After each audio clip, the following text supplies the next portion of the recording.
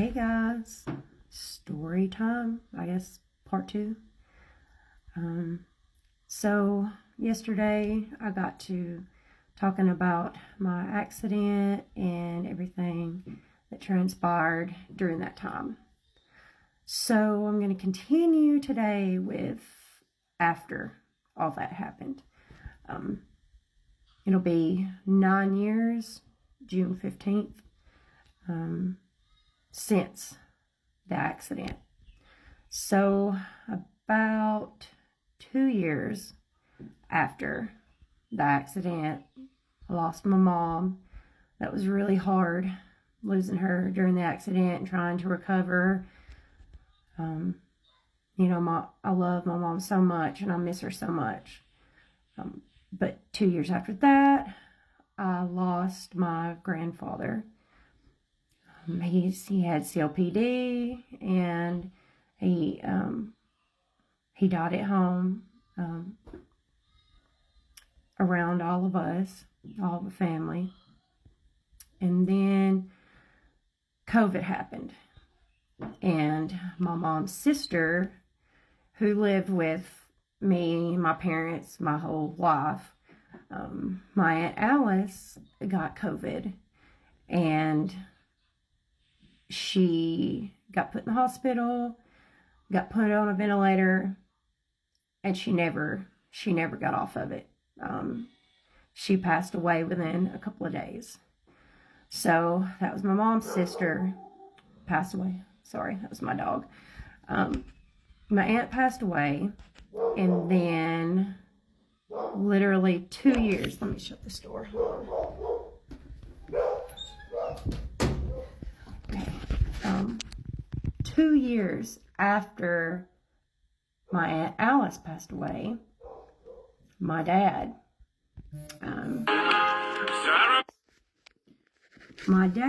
who had been struggling, after my mom passed, and his dad, which is my grandpa, passed, and my Aunt Alice,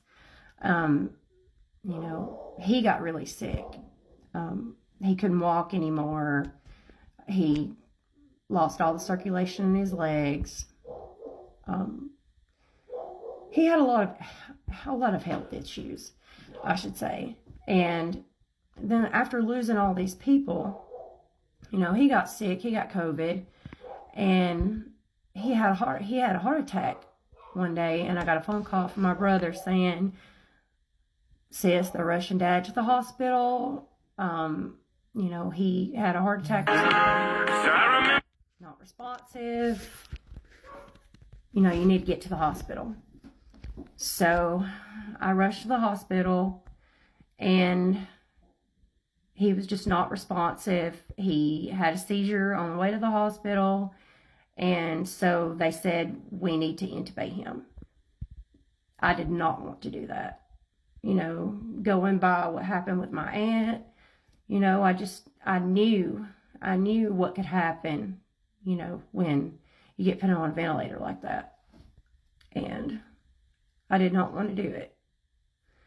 But they said that they had to, or he just was not going to survive. So of course I said, "Oh, okay, whatever." When they were trying to intubate him, his heart stopped. So they had to shock him, and they got his heart, started again. But when I got there to see him, he was so sedated. He was just moving all over. That's what happens when people are sedated. They'll just move around and stuff, but they're out of it. It was so hard seeing my dad like that. But they did some tests on him, and they found out that his heart was only pumping about 5%.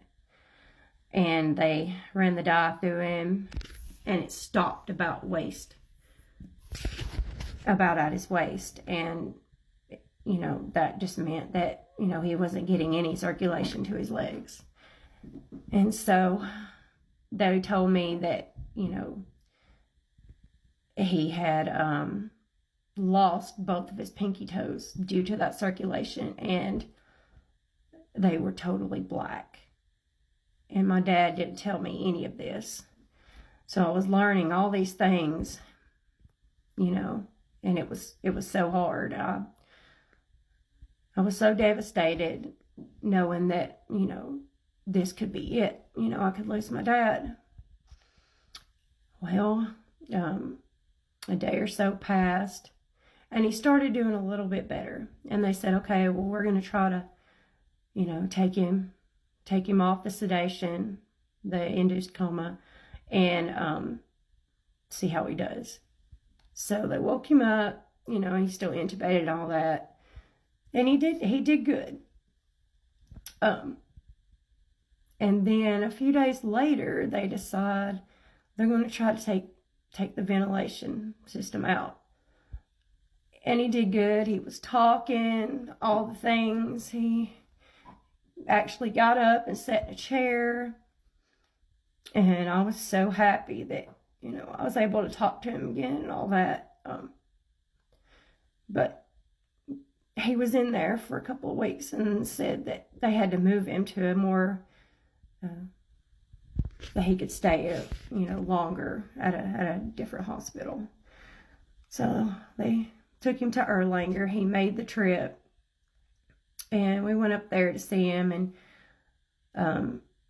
they had to intubate him again because he was aspirating and he couldn't, you know, he couldn't breathe. You know, he had pneumonia and COVID, all the things. His heart was only pumping 5%, so he stayed about a week in Erlanger. We'd go back and forth to see him, and he was awake. He was, you know, coherent and everything, and he would write down on paper and everything and talk to us. But he wrote down, I'm not getting any better, am I? You know, they just could not get him off the ventilator. So a few days later, I went to see him, and he was sedated again. And the doctors come in and said,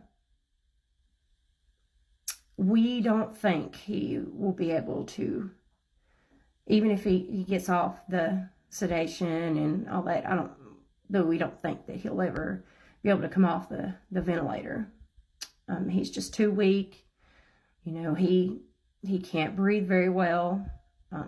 So I had to take that in, and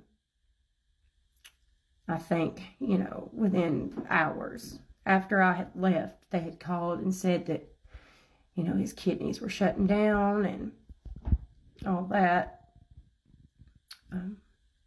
So within hours after that, he had passed away. And so that was like the hardest thing.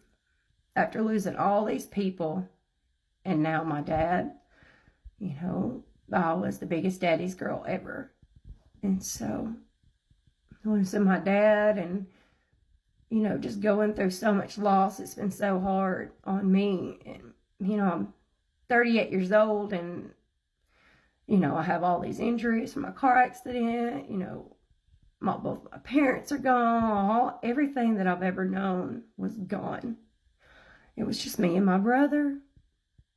And we had to do a lot of things with the property, and we're co-owners and everything now. But, you know, it was just a hard thing to go through. So I know people handle grief differently, but, you know, that's just another part of my story that I thought I'd share with everybody. If you've ever suffered loss like that, then maybe you can relate. That's the story for today. Stay tuned for more.